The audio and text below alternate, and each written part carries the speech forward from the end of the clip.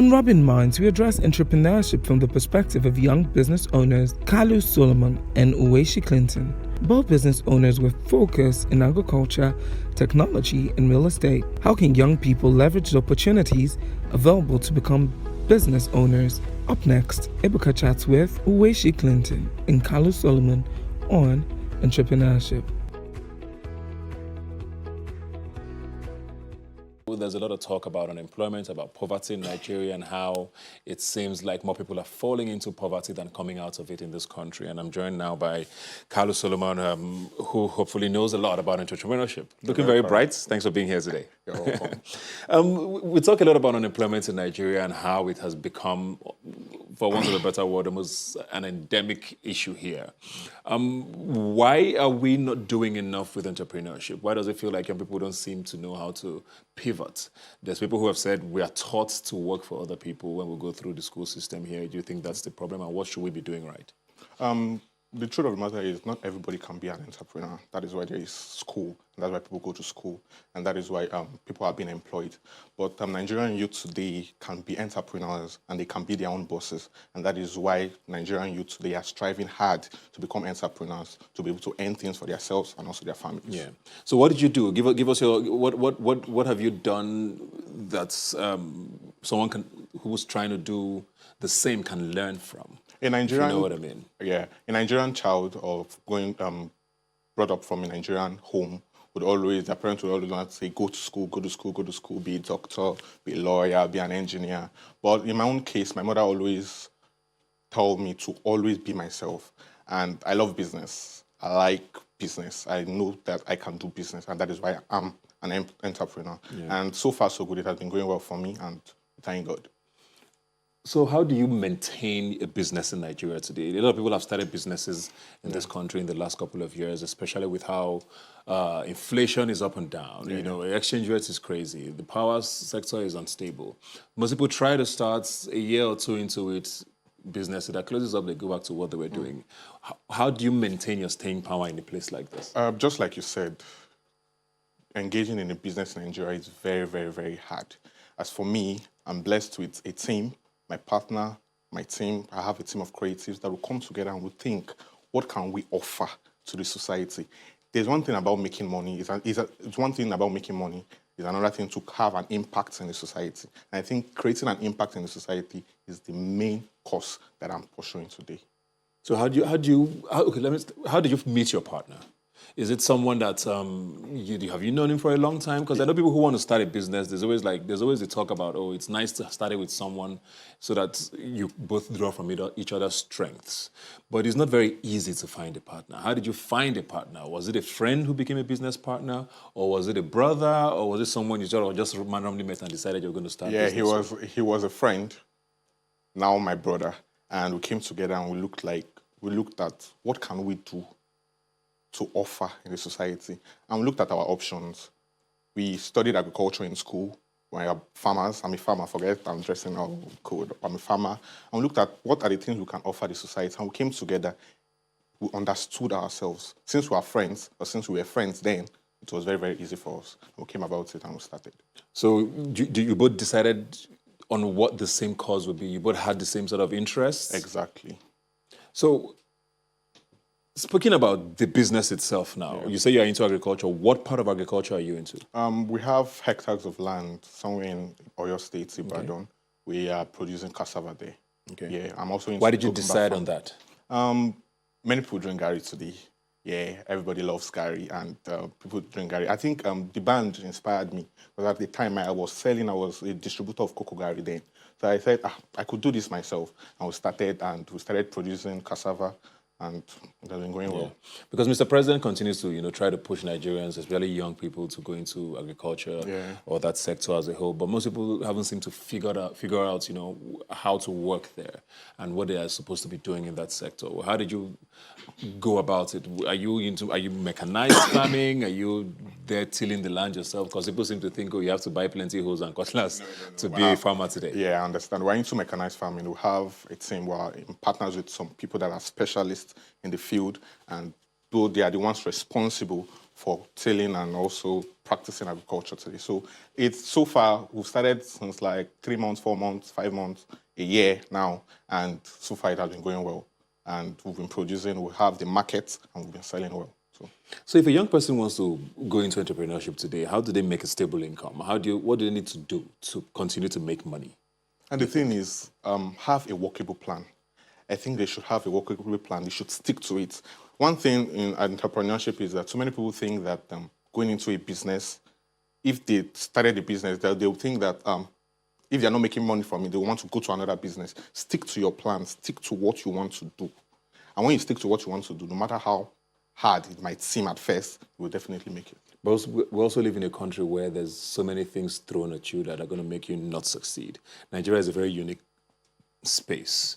So if I want to be an astronaut today, does Nigeria let me be an astronaut? So when you say stick to the plan, for a lot of people, it's not very practical in Nigeria. So how do you start to adapt to the drama that comes with running business? The thing is, when I mean stick to the plan, what do you want to do? Do you want to sell fish? Do you want to go into agriculture? Do you want to go into technologies? You're not the first person that has done this.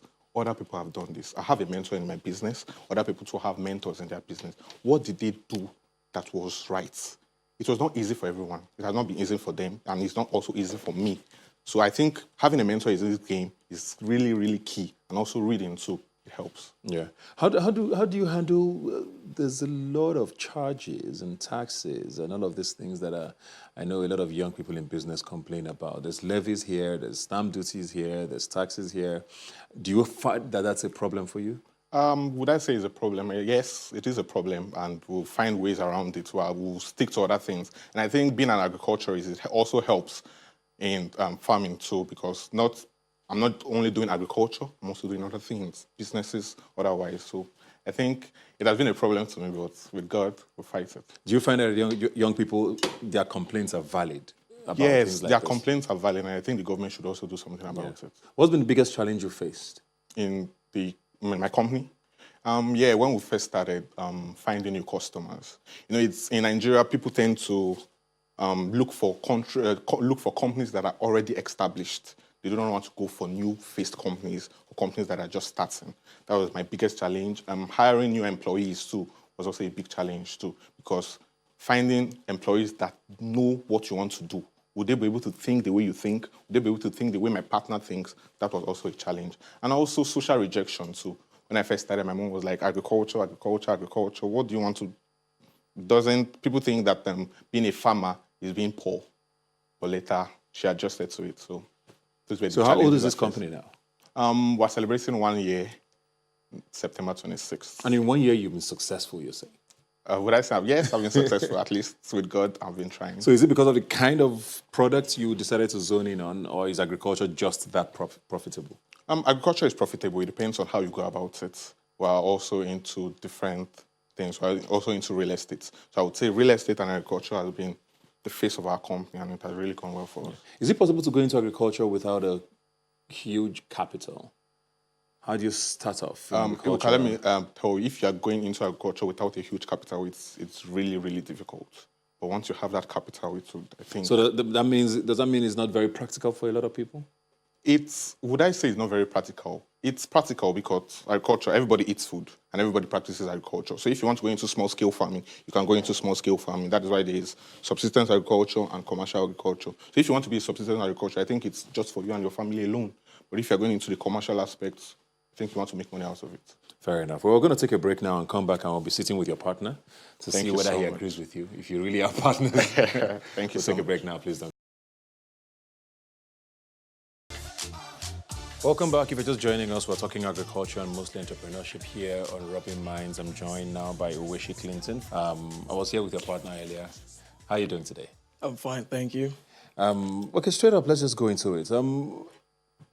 Sort of maybe the same questions I asked your partner earlier. Going into this business that you did, what was a priority for you? What did you want to achieve setting off into agriculture as a young person in business? Well, I believe the reason why an entrepreneur should go into something in the first place is to make a change. Now, the conventional Not money. The conventional answer is to be profitable, to make profits, which is very important in this case, but it was to make a change. Yeah, we had to do something. We had to change the narrative. I see people go into agriculture and other kind of businesses and fail. And when you go into it, it's not until you make a very great change. The fact that you're successful in it is a change. That's what I say. So how do you decide what would be successful? How do you know what will be successful? Yeah, like my partner said earlier, he said, knowing it in the first place, reading about it, studying it, and seeing how it was done. What did they do wrong? What did they do right? Having a workable plan. The fact that you know it, you know it's going to be successful, you know the chances of success, you know the chances of failure, then you go for what you want to go for. So does that always work here? And I ask this because, I mean, we all know the country we live in. Nigeria is a very, whether I would like it or not, unique place to do business. For want of a better word, I would say tough. There's so many factors that you have to consider when you're running a business in Nigeria. There's taxing, and I'm not talking about one tax. The state comes, the local governments come, all of the small agencies are around hovering. We know what these problems are. Power is a big deal, you know. Your colleague earlier talked about, you know, staff, even finding reliable staff. Sometimes a lot of these things are issues. So you start a business having an intention to make a change, and then it doesn't work. At what point do you say, okay, I'm done with this, or do you just stick it out? How long are you going to stick it out for? What makes you keep going? When you receive hits after hits after hits, at some point you die. Now the point is, how do you dodge these hits? Yeah. That's what you look to do as an entrepreneur, to dodge hits. Like taxes and the rest, you know it's going to happen in your business. As an entrepreneur, as a leader in your company, you know it's going to happen, so you plan for them. You have professionals that are there. You might not be able to pay them at first, but you can pay them with promise of, if we're out of this, we'll pay you when we make money. Some people are there that can help you. Like you, I'm sure you have mentored some people for free. You've done some work for free. It's not because you don't know that you're supposed to charge for it, but because you know that this is a prospect and it might die if I don't help it. Now, these entrepreneurs have this, should I say, job to look for opportunities to save their companies. It must not fail. That should be your mindset. It shouldn't fail. Every way, think about it, be strategic about it, and work it out. Yeah. I asked your colleagues earlier, what has been your biggest challenge since starting this business? I said already, first of all, to me, I would say it in one word, was inexperience. And that was my own biggest challenge. Because as much on as your part? Yeah, on my own part, Okay. because it was like everything was just coming.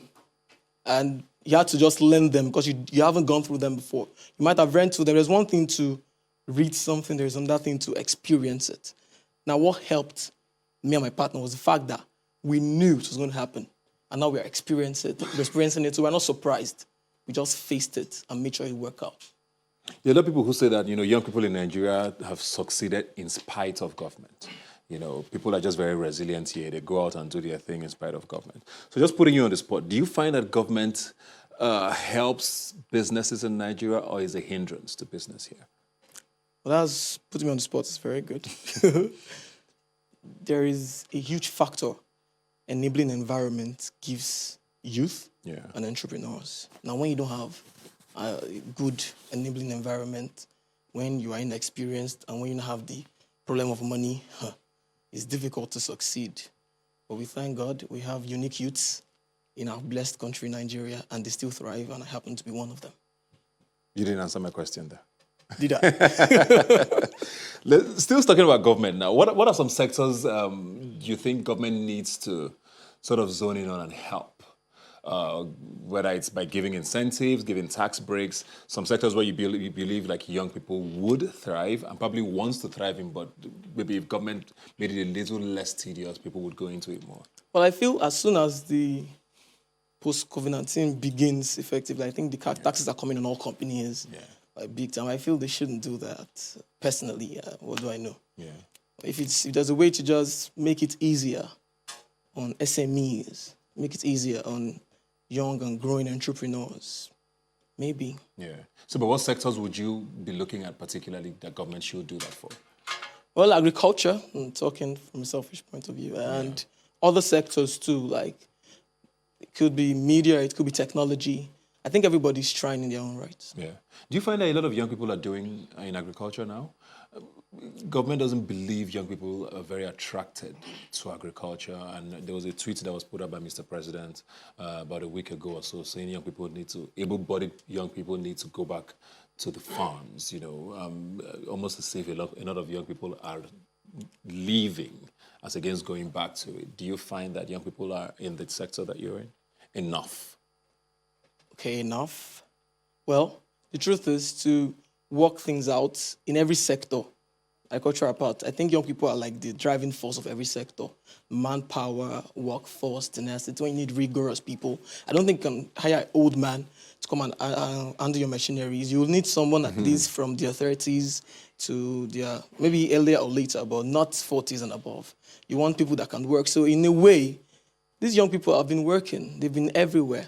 Now the point is, are we empowering them enough to want to take it and lead it and make something out of it? Yeah. Yeah, I think, well, in my case, the fact that I'm in this sector, it shows that I think young people, I believe, the young people are attracted to it because there's money in agriculture. I mean, the first year of business is usually the toughest. The first year of anything. First year of a child's life, first year of marriage, first year of a business. Exactly. And you guys are in your first year of business and you seem to have very positive stories. How have you been able to do that? Especially, it might sound like the exception to the rule. What have you done differently? What have we done differently? Planned, having a great team, having a great partner like Solomon Kalu, having a team of creatives. Like I used to tell people that I have the best team in the world and I have unique customers. That thing helps a lot. It does. It helps you to grow. Now, another thing that is helping my company and my partner is the fact that we expect it to always get tougher every single day. So once it comes tougher, it's here, let's work on it. Let's break this. Yeah. I mean, you talked a lot about, having a plan. Does everything have to work according to plan? Is there room for, if things go left, how you sort of fix it? How do you freestyle sometimes with problem solving, with how you get creative, or does everything have to be structured? Naturally, life itself is creatively made. The way life course follows is not always planned. That's why people tell you life happened. I mean, something that I did not plan happened. So when there's an issue or there is a problem, we tend to solve it creatively. Personally, before I go to bed, I don't know, I think ideas just pop up in my head. I don't know how come, but I know I wake up with ideas. And I have a team too that I was always thinking of or cooking up ideas every single time because they're allowed to work like that. Not always strict. Allow people to work at their comfort zone, allow people to work freely. You see them, they work better. I think that's how to do people management. Yeah. Okay, before we go now, if you're a young person who is watching now, who's trying to run a business, and you were to advise them on sort of the right systems and strategy to employ to run their business, what's probably the one grand rule for you for running a good business? Well, seriousness is discipline. Let me phrase that. You need to be very disciplined. Discipline is like the height of it. You could have talent, you could have everything. If you're not disciplined, you won't know when to strike a balance. You won't know when to say no to things. You will not know what not to do. And sometimes just trust your instincts or your intuition, as that is me. And pray. It's important. We're Nigerians, we pray. All right. Thank you very much, Clinton Uweshi, for being here today. And all the best with your business. Hopefully you'll be back again in 10, 15, 20 years talking about even more success in all your endeavors. Of course. We're going to take a break now and be right back. Please do not go away.